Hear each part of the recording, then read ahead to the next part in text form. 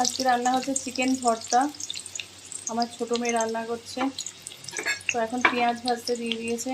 আর এখানে এই যে চিকেনটাকে ছাড়িয়ে রেখে দিয়েছি, যে সিদ্ধ করেছিলাম গোলমরিচ, লবঙ্গ আর দারচিনি দিয়ে। পেঁয়াজগুলো ভাজা হোক, তারপর আসছে। আদা, রসুন, কাজু আর পোস্ত বাটা।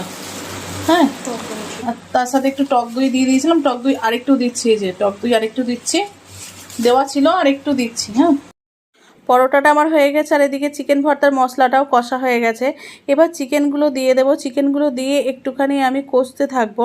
যখন একদমই পুরো টাইট হয়ে আসবে, চিকেনগুলো দিয়ে একটু ভালো করে কষতে কষতে একদম টাইট হয়ে আসবে বা নিচে লেগে যাওয়ার মতো হবে, তখন আমরা একটুখানি জল দিয়ে দেবো। জল কিন্তু অন্য জল দেবো না, যেটা চিকেন সিদ্ধ হয়েছিল যে জলটা আছে সেই জলটাই দেবো। দিয়ে আরেকটু ভালো করে কষে নেব।